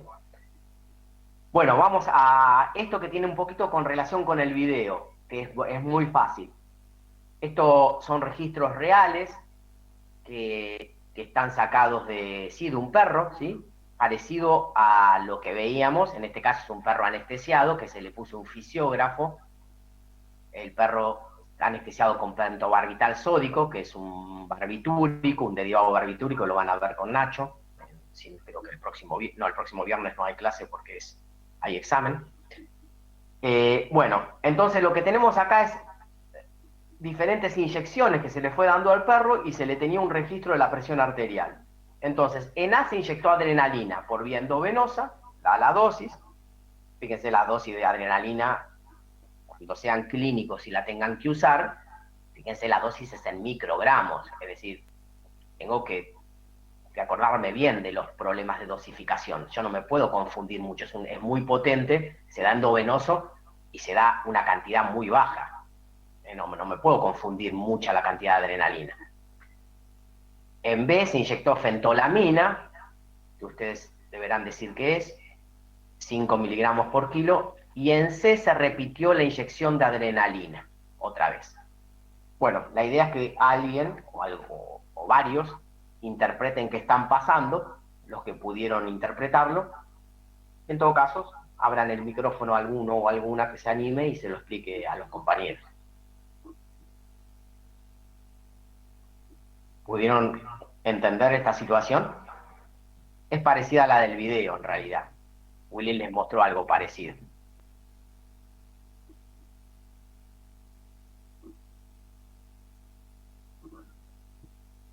Vamos acá, vamos por partes, a ver si lo vamos sacando entre todos, porque veo que nadie me escribe. Partimos de una presión normal. El perro acá tiene la presión media. Le inyectamos adrenalina. ¿Qué pasa con la presión arterial? Eso sí me fue. Aumenta, muy bien. Aumenta. Aumenta. ¿Por qué aumenta? Eso lo saben. Por la acción sobre los alfa 1, Bien. receptores alfa 1. Agonismo alfa 1.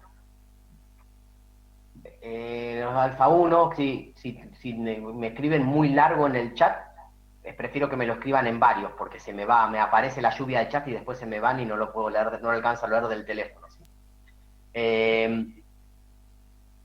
Aumenta el receptor alfa 1 y Willy les hacía hincapié de que tienen que decir en dónde están los alfa 1. Cuando hablamos de la vasoconstricción alfa 1 que produce la adrenalina, en los vasos sanguíneos, ¿de qué lecho? De las vísceras, cavidades, piel, mucosa. Bien, piel y mucosa, perfecto. Porque eso es importante.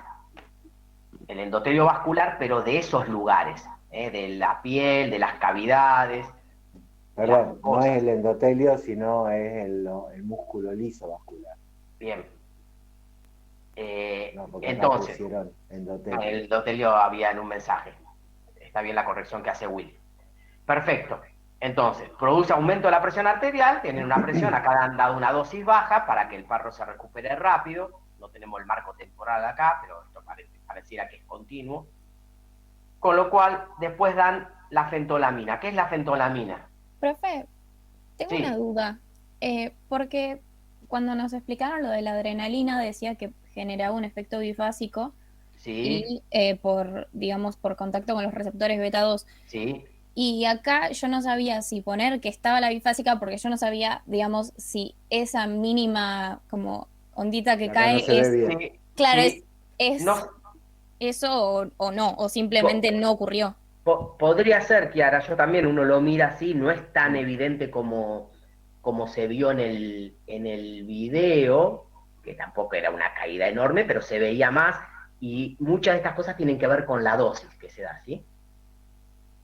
Pero está Bien, bien lo que vos decís, o sea, el efecto existe, en este caso no es tan visible. genial, gracias. Bien. No es de hecho lo que ocurre después de C, que ahí sí cae. Bueno, ahí exactamente. Ahí vamos a ver, vamos a primero decir qué es la fentolamina, qué es B. ¿Qué es la fentolamina? ¿Qué mecanismo de acción tiene la fentolamina? Te bloquea los receptores alfa. Ajá, exactamente, alfa 1 y alfa 2 no es específico. Muy bien. Y ahora volvemos a dar adrenalina y vemos, acá sí vemos una caída que es llamativo. No está dibujado, esto yo lo saqué de una guía de trabajos prácticos, en realidad de medicina, ¿sí? De una facultad de medicina, donde hicieron este trabajo práctico con este registro. Y realmente es llamativo. ¿Por qué pasa esta caída? Esta caída sí es llamativa. Porque los Porque, receptores alfa 1 están bloqueados, entonces solo se une a los beta 2. bien, perfecto. Entonces acá estamos viendo, ven que el efecto Dale existe.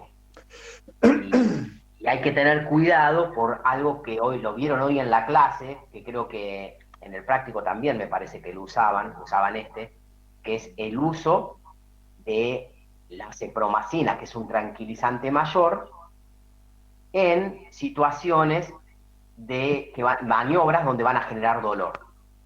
Porque no es analgésico, el animal va a estar en realidad, va a tener una hipotensión porque es antagonista alfa 1, y ustedes les generan dolor, van a tener una descarga adrenérgica, la adrenalina no se va a poder unir a estos receptores alfa 1, o sea, no va a predominar el efecto alfa 1, sino que lo que van a ver en el animal es que tenga, que esté tratado con la cepromacina y le generen dolor, van a ver esto. Esto es lo que van a ver. Y, bueno, pueden caer en un riesgo de hipotensión importante. ¿Se entendió? Continuamos en el otro gráfico, el otro registro. Bueno, acá yo les ponía los mecanismos, agonismo alfa 1, antagonismo alfa 1. Yo tengo una pregunta para Willy. ¿No hubieras esperado, Willy, con la fentolamina una caída mayor de la presión o no? O dependerá de la dosis, pero no parece ser una dosis muy baja. Porque te acordás que la fentolamina lo que produce es esa actividad simpático-mimética paradojal, Está bien, por eso. que es antagonista de los Sí. alfa 1 y Y alfa alfa 2. 2, bien. Bueno, eso Entonces uno esperaría que, digo yo, que podría ser eso. sí, podría no ser. sé cómo. No, sí, podría ser. Es buena la respuesta. Y si no es buena, si no es eso, me convenciste. Igual suena convincente. Sí. No, pero puede ser. Uno esperaría con un antagonista, pero es cierto. ¿Se acuerdan? Los que no recuerdan, después miren, revisen la clase. Y al ser alfa 1 y alfa 2, al ser inhibidor de los alfa 2, también digamos, se inhibe el freno, que sería el agonismo de los alfa 2, por lo tanto, en cierta manera, compensa la hipotensión. Perfecto. Bueno, y acá, agonismo beta 2, efecto Dale. ¿Sí? Vamos al otro registro. Bueno, acá es lo mismo, se administró noradrenalina en realidad, no adrenalina en A, en B la fentolamina y en C volvieron a dar noradrenalina. Bueno, ¿quién explica por qué cambió el gráfico? Es muy simple, Willy lo explicó en el video también. Porque para que estimule los alfa 1, como hacía la adrenalina, necesitaba justamente como la coacción con la adrenalina. Entonces, como la noradrenalina sola no puede. Sobre los beta 2, Emily. Ahí Los está. beta 2 me confundí. Ahí está. Ahora sí, Milagro. Muy Ahora bien. sí. Ahora sí. Nos habíamos quedado callados porque Sí. no te seguíamos a dónde iba. No, no, me confundí, hablé muy rápido. Sí, es por ahí, Está perdón. muy bien, está muy bien. Acá además en los lugares para equivocarse o por decir algo lo que piensan es acá, bueno, en los prácticos, aunque sean virtuales, pero no tengan miedo de decir algo aunque no estén seguros. Exactamente, bueno, retomamos lo que dice Milagros, que justamente la noradrenalina, al no tener una alta afinidad por los receptores beta 2, bueno, no se produce ese efecto Dale, ¿sí? Entonces, tenemos el aumento de la presión arterial, la fentolamina tapa los alfa 1, bueno, cuando damos noradrenalina no alcanza a desplazar y bueno, sigue así, bajará un poquito, algo de efecto habrá, pero es muy bajo. Pero la diferencia entre los gráficos es notable, ¿eh? Esto ya les digo, son registros reales. Bien, ¿se entendió entonces? Y después, calculo que todos los que están conectados al práctico, atendiendo, y después le preguntamos lo que es el efecto Dale, todos lo van a contestar bien, ¿no? Bueno, el silencio significa que sí. Esperemos. Esperemos. Bueno, muy bien. Yo creo que sí. Seguimos. Y ahora tenemos dos situaciones clínicas que son largas en su desarrollo, pero bueno, nosotros acá les agregamos algunas consideraciones prácticas para que ustedes, un poco lo que les decía, vean cómo las drogas autonómicas tienen uso en la rutina del clínico veterinario, sea en general las especies que más se usan, bueno, en realidad todas las especies, porque la parte gastrointestinal es más para rumiantes, quizás muchas veces, y la parte cardíaca o respiratoria o ocular tiene que ver más con los equinos o con las mascotas, los pequeños animales. Bueno, estas situaciones clínicas son situaciones reales que, bueno, Willy buscó en la bibliografía. Bueno, acá teníamos los mecanismos que ya los hablamos. La primera era la de la yegua, es larga, no la voy a leer completa, ¿sí? Ustedes la deben haber leído. Les marca toda una anamnesis. Una anamnesis son los datos de la situación clínica, donde inclusive tienen aclarado los valores normales, para que ustedes se ubiquen en cuanto a la frecuencia cardíaca, los valores de frecuencia respiratoria y lo que es la hipoxemia, que bueno, debería estar por lo menos en un mínimo, que acá no lo aclaramos, de 75, ¿sí? Para que esté el valor normal. Es decir, que de todos estos datos lo que estamos viendo es que el animal no se está oxigenando bien. Esta situación son situaciones respiratorias que son bastante frecuentes en los equinos, ¿sí? Por diferentes circunstancias. Acá les habla de la inhalación de esporas, de hongos que se pueden dar muchas veces en la enfermedad de los establos, o bueno, tiene que ver con situaciones ambientales, de humedad, de generación de hongos. Y finalmente, para lo que ustedes vieron hoy, lo que están aprendiendo, les pedíamos qué tipo de fármacos podían usar y que expliquen el mecanismo de acción o la vía por la cual lo daría. Bueno, y ahí entonces escuchamos. Bromuro de ipatropio dice... Sí, para que... disculpe. No, sí, ahora te dejo hablar, que está bueno que hablen, pero Kiara ponía bromuro de ipatropio combinado con salbutamol, Juliana pone salbutamol, decí Victoria. Sí, yo también coincido con lo que están poniendo, que actúan los receptores beta 2 y producen Bien. una broncodilatación. Bien, broncodilatación, es decir, todos estamos de acuerdo que lo que hay que producir acá es una broncodilatación, ¿sí? Esto es otra cosa, tiene que ver con otros mecanismos, pero estamos hablando de neumonías, pero digamos dificultad respiratoria, como mucho lo que escuchamos o nos vemos bombardeados hoy, lamentablemente, con la gente que se le complica la fase respiratoria del COVID, ¿no? Estamos hablando de, en este caso en este caso específico del caballo, es una broncoconstricción. Lo más parecido, si alguien lo quiere asociar, es si alguno de ustedes es utilizado en EPOC en bronquitis, pone Gabriel, si alguno de ustedes tiene, digamos, la mala suerte de sufrir de asma o de alguna alergia bronquial muy fuerte. Bueno, esto es lo más parecido, digamos, para que vean lo que pasa. La gente que sufre de eso entra a un ambiente donde cerrado, atópico, donde hay mucha humedad o de hongo, y casi inmediatamente donde respira, se le cierran los bronquios. Y claro, se cierran los bronquios o disminuyen su calibre y lo que uno siente es que realmente se asfixia, no puede respirar. A los animales, en los equinos y a veces en los perros, Katia dice que le pasa por alergia y es tremendo, sí, realmente es tremendo. A mi hermano le pasaba de chico y era tremendo. Así que se usan estos. Una cosa que yo les quiero mostrar, la hiperneferia podría ser otra opción para tratar de alergia y broncodilatación. Sí, ¿sabés qué pasa? Que la alergia, en este caso, es muy difícil de controlar, porque es algo muy... O sea, tenés que evitar en realidad es la exposición. Pero lo que se usa podría ser, si ves que realmente la broncoconstricción es demasiado, que se está asfixiando, inhalatoria no es de lo que más se usa. Ahora inhalatoria, o sea, yo les busqué algunas formulaciones que están en el mercado. Fíjense que acá hay un clenbuterol inyectable por vía endovenosa. Esto es un laboratorio argentino, esto es una formulación que está en el mercado veterinario argentino. Y ven que dice, o sea, directamente se vende como broncodilatador. Por más que podría ser usado para otras cosas, está, o sea, este laboratorio que es Chinfield, que es un laboratorio conocido, lo saca exclusivamente el producto indicado para equinos como broncodilatador, ¿sí? Y después vienen estos productos que en realidad vienen de humana, ¿eh? O sea, esto sería por vía parenteral. ¿Y esto por qué vía? El que les estoy mostrando acá. Alguno de ustedes debe usar alguno de estos. ¿Qué vía es esta? ¿Por qué vía de administración? Inhalatoria. Muy bien.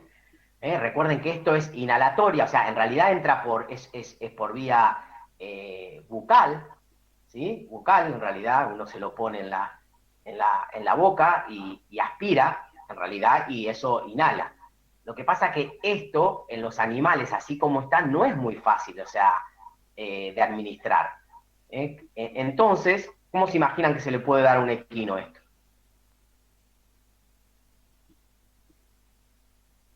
¿Cómo se lo darían a un caballo? Con un embudo. Un embudo, dice Willy, muy bien.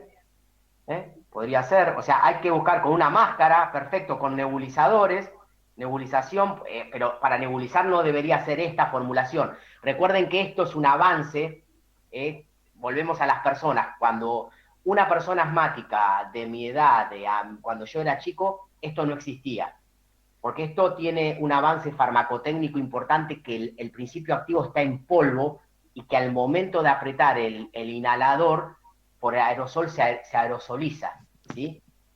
En la nebulización el producto viene en forma líquida y también a través del paso del aire se produce gaseoso para que pueda ser aspirado. Entonces, una cosa que les quería mostrar, que es fíjense, esto viene exclusivamente para enfermedad por el riesgo de doping, sí, algunos...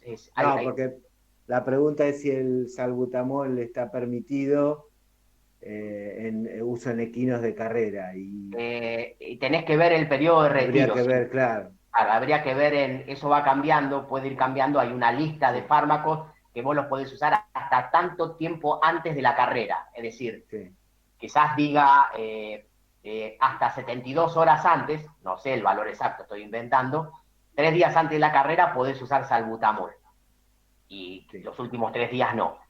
Una cosa que hay que tener en cuenta es que cuando se administran por vía inhalatoria, la absorción de los fármacos es muy baja a nivel pulmonar. No obstante, puede ser que pueda ser detectado. O sea, una vez que se absorbió, si se utiliza un método de detección de salbutamol o de cualquier fármaco que es muy sensible, entonces va a detectar. Y si está prohibido, bueno, puede sancionar. Y además, una cosa, Willy, para comentar con los chicos y las chicas, es que generalmente uso de estos fármacos es crónico, con lo cual, porque no es que uno le ataca una vez, son enfermedades que generan algo, problemas crónicos, con lo cual si uno lo usa asiduamente es bastante más fácil que lo puedan detectar. Fíjense esta máscara, esto está en el mercado, o sea, ahora vamos a ver un dibujito de cómo se pone, acá se colocaría un nebulizador, ¿sí? Ahora les voy a mostrar una foto de un nebulizador, son las diferentes opciones. La máscara, esto funcionaría así, ¿ven? Tiene para adaptarse, tienen acá el aplicador que viene, en general vienen de Humana, se coloca en la máscara y se aprieta, se coloca la máscara, ahora vamos a ver cómo se coloca, y le llega directamente por vía inhalatoria el producto al equino, ¿sí? Y entonces así se aplicaría, ¿ven? Miren qué linda imagen y qué fácil para aplicar. Los que se dediquen a equino seguramente van a usar alguna vez alguno de estos artefactos, o cuando ustedes ya en unos años quizás haya algo todavía más moderno, pero van apareciendo cosas muy interesantes. Una de las cosas que aparece interesante, que podría ser interesante también, es este producto, fíjense, que es un gel, creo que esto no es en el mercado argentino, pero es clenbuterol, como veíamos, pero un gel oral, ¿sí? Y fíjense la indicación, enfermedades obstructivas del tracto respiratorio en caballos, como la enfermedad pulmonar obstructiva crónica o enfermedades respiratorias alérgicas. Tiene clenbuterol. Y ahora les voy a hacer una pregunta y ahí lo tienen que hacer quedar bien a Willy y decir, ¿por qué como efecto adverso se puede presentar a veces una taquicardia moderada? Melina no le gustó la llamada y se fue. La pregunta, digo. No, que una cosa interesante, si se acuerdan que yo les comenté que la descarga adrenérgica produce sudoración, y fíjense que una de las reacciones Sí, adversas es la sudoración. sí, sí, Eh, eso también me Eso es acordaba de la clase. un efecto beta 2. Bien, eso me acordaba de la clase, pero para no marearlo, ver esto, porque esto tiene que ver con los que han usado durante mucho tiempo porque tienen asma, alguno de estos PAF con salbutamol, más que nada en personas se usa más el salbutamol, a veces tienen este problema. ¿Por qué les parece que puede haber taquicardia? ¿Por qué mecanismo? Lo saben eso, vamos. ¿Qué es el clenbuterol? ¿Qué mecanismo tiene? Milagros Corte pone beta 1, claro, no es exclusivo beta 2. No se bloquean, se agonizan. Se agonizan, ¿eh? Acuérdense que son agonistas beta, se dirigen mucho para beta 2, pero cuando se usa en forma crónica, en algunas personas, tienen acceso de taquicardia, ¿sí? Agonismo beta 1. Muy baja afinidad por los receptores beta 1, por eso se lo considera selectivo, pero tiene la capacidad de poder en un uso unirse crónico, a esos receptores. y de hecho fíjense que está marcado. Pasa en personas y pasa en los caballos también. ¿Sí? Bueno, acá ustedes lo mencionaron. Perdón, Sí, decí, Willy. una cosa más para decir del anterior es que una de las características que tienen y de las ventajas que tienen el salbutamol y el clenbuterol, si lo comparamos con la adrenalina, por ejemplo, es que se pueden administrar por vía oral. O sea, la administración oral de estos fármacos tienen una buena biodisponibilidad después de ser administrados por vía oral, porque el metabolismo es bajo o es lento, a diferencia de lo que ocurre con la adrenalina. Ya está bueno lo que les comenta Willy, porque yendo a lo práctico, fíjense que les mostramos vienen desde lo práctico, desde lo que está disponible, 3 formas de administración. El primero que les mostré, que era inyectable, lo segundo que vimos, que era a través de vía aérea, y este que está por vía oral. Después, de acuerdo a la disponibilidad y a la comodidad y a la experiencia, bueno, el clínico decide por qué vía lo quiere usar. Bueno, este era otro de los fármacos por esta vía también aerógena, que lo habíamos visto en la clase, el ipratropio. ¿Cuál es el mecanismo acá por el cual vamos a producir broncodilatación? Es diferente. Volvió Melina. Hola, Melina. ¿Cuál es el mecanismo? Vamos, alguien que me diga por qué mecanismo el hipertropio produce broncodilatación. Vamos, un esfuerzo más, que nos quedan tres o cuatro conceptos y terminamos.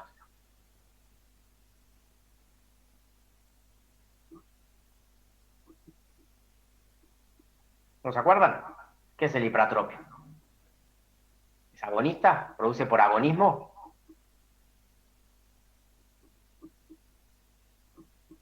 Es un antagonista muscarínico. ¿Se acuerdan? Es como del grupo de la atropina, de la escopolamina, la diferencia que se usa específicamente por vía inhalatoria, porque, bueno, produce antagonismo del M3 y eso hace que produzca una relajación, claro, bloquea los receptores muscarínicos. Bien. Bueno, y acá quería llegar, bueno, la posibilidad de producir lo que mencionaba una compañera, creo que decía el tema de los nebulizadores. Fíjense, esto está en el mercado, este específicamente lo fabrican en España, miren qué lindo el nebulizador, específicamente para equinos, acá se pone el fármaco, y de esa manera lo pueden nebulizar, por lo menos en la foto el animal se lo ve muy tranquilo. Así que fíjense la cantidad de aplicaciones que tienen estos fármacos, que cuando uno los ve en la clase dice, bueno, sí, parecería muy, muy, muy raro su uso. Y para terminar con la parte respiratoria, algo que ustedes dijeron, que era dar combinado, que existe el bromuro de hiperatropio y el salbutamol.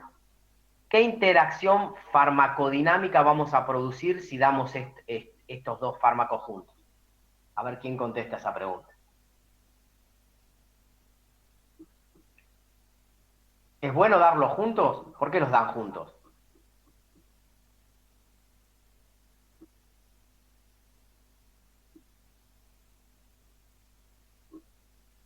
Se han quedado broncodilatación por agonismo, muy bien, porque potencia muy bien la broncodilatación, ahí está. Ahí está. Perfecto. Eso es lo que se llama un sinergismo. Muy bien. Ahí algunos se despertaron. Y nos queda la última actividad, ¿sí? Que era la de, pasamos ya a las mascotas, que yo les decía que varias de estas fármacos donde más se usan son en equinos y en mascotas. En este caso pasamos a un perro, con esta situación que encontró Willy relacionado a problemas oftalmológicos. Uno de los problemas puede ser la catarata, y para, bueno, hacer la cirugía o para hacer los estudios, en general, obviamente lo habíamos visto en la clase, se necesita dilatar las pupilas. Y lo que le pedíamos es lo mismo, que nos digan qué fármacos pueden usar para dilatar las pupilas y por qué vía lo aplicaría.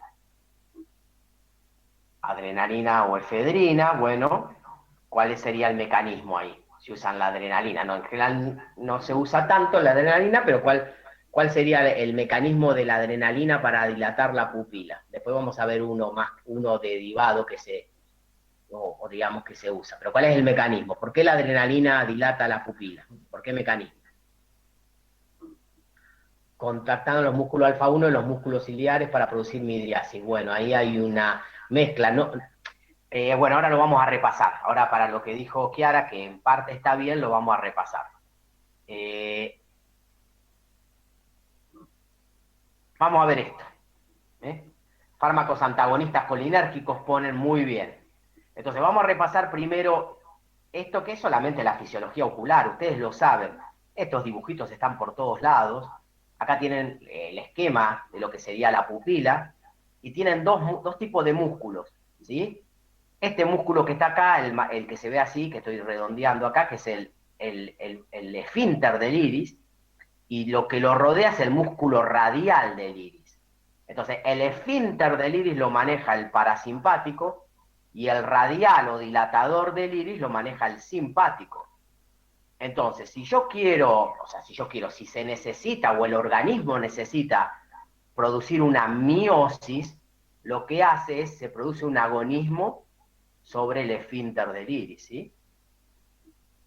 Y si se necesita o el organismo necesita producir una midriasis, se produce un agonismo sobre el músculo radial, y los receptores que participan, que ustedes los vieron en la clase, es para producir un agonismo del esfínter del iris, es decir, para producir miosis, es un agonismo M3, y para dilatar, o sea, es decir, para actuar sobre el músculo dilatador o radial del iris, es un agonismo simpático alfa 1.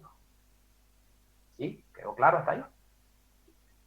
No mezclen, ahí un poco mezclaban, con lo que es el músculo ciliar, que tiene que ver no con la dilatación o la contracción del iris, sino que tiene que ver con la acomodación del cristalino. Esto después lo van a ver bien más en clínica, pero es importante que, como esto es fisiológico, que les quede claro ahora.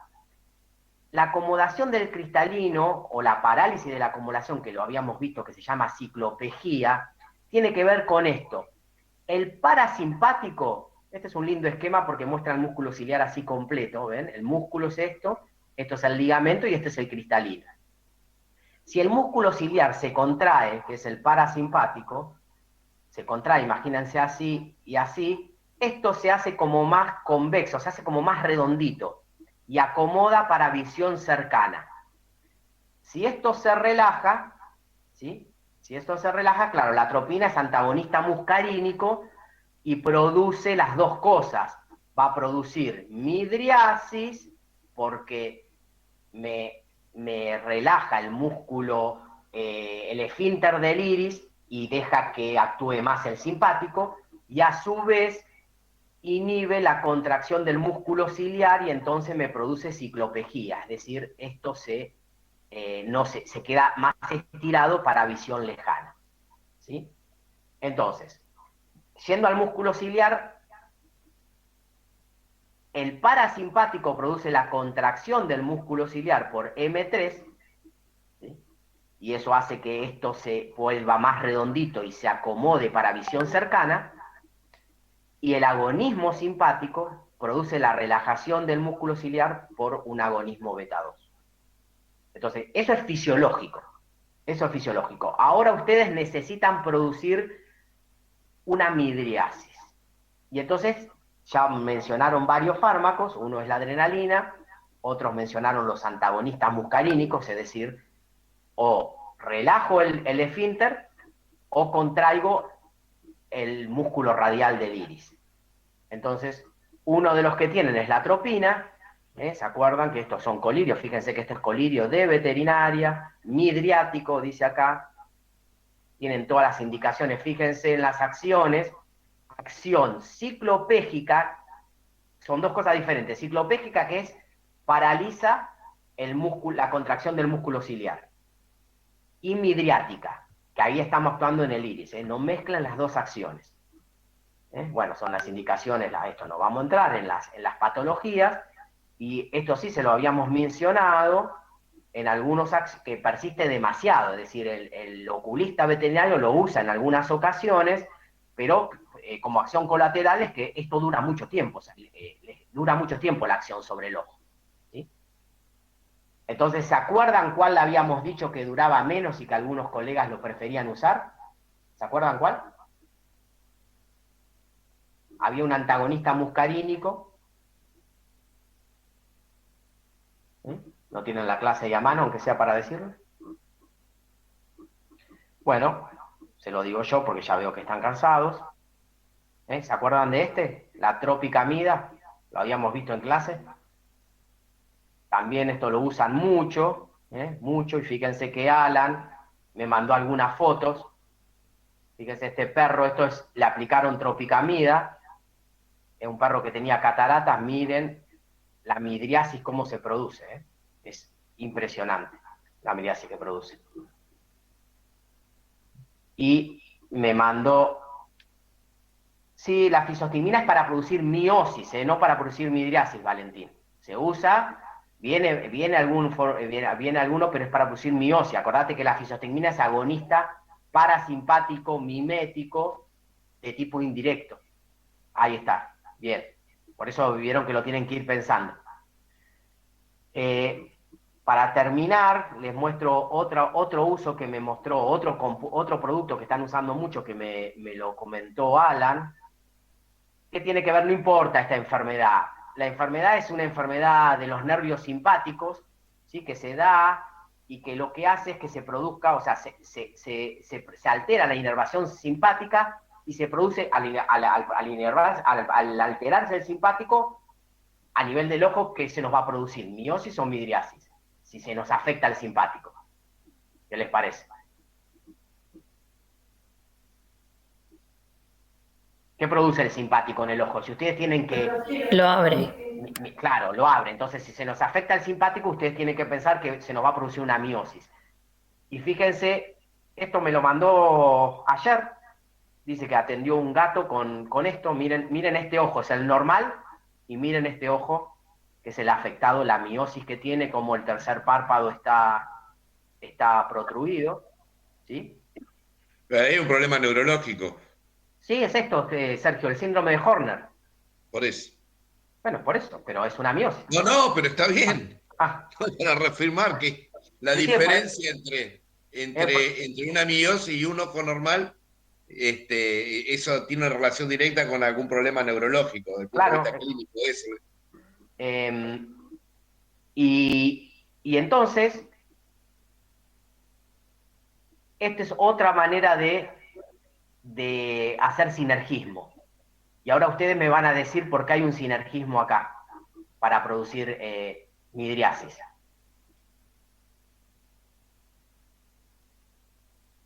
Vamos, que esta es la última, la última en serio. Usa fenilefrina y tropicamida para producir midriasis, porque hay sinergismo.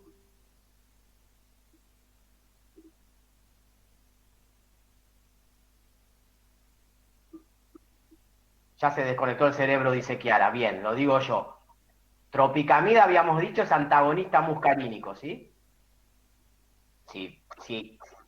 Antagonista parasimpático. Si el parasimpático me produce miosis, yo le doy un antagonista, me produce midriasis. La fenilefrina es un agonista simpático. Asocio el simpático con midriasis, produzco midriasis por dos caminos, ¿sí? Es lo que les dice acá.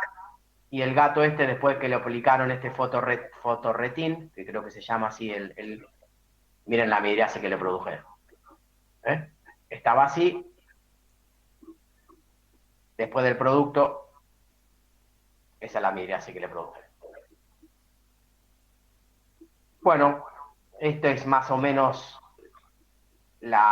si bien la situación le agregamos algunos condimentos para que ustedes vean usos prácticos, lo que ustedes les tiene que quedar de fármaco, digamos, de lo que es fármaco, es conocer los fármacos, venían bien, estaban un poquito más, quizás por cansancio, porque no podían ver más, en la última parte los antagonistas o agonistas, específicamente cómo actúan en los receptores a nivel del ojo, sin entrar en cuestiones clínicas o de enfermedades, pero sí tienen que conocer los mecanismos y repasen, como siempre les decimos, la fisiología.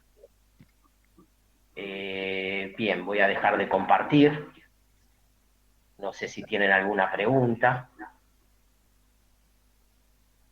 Mientras se van descansando o pensando ya en retirarse, les hago un comentario. Ahora en un rato, vamos a subirles los dos cuestionarios que tienen que hacer. Como son dos, les vamos a dar hasta el martes a las 6 de la tarde. O sea, tienen tiempo hasta el martes a las 6 de la tarde. Es el de farmacocinética y el de farmacodinamia, el de autoevaluación. Como siempre, abren primero las preguntas, las resuelven, abren las respuestas, cuentan. Lo que sí va a estar en el mensaje, pero es importante que lo hagan bien, es, tomo acá, que es la última que habló en el chat, es Kiara. Kiara va a mandar el mail a Farmacología General, BET, Unicem, bla, bla, bla, bla. Va a mandar el mail y en el asunto va a poner Spensa, farmacocinética 80%, farmacodinamia 90%, por ejemplo. ¿Sí? En el mismo asunto, en el mismo mail. Entonces nosotros fácilmente, cuando lo recibimos, les colocamos el porcentaje de rendimiento en nuestra lista. ¿Sí? ¿Se comprende?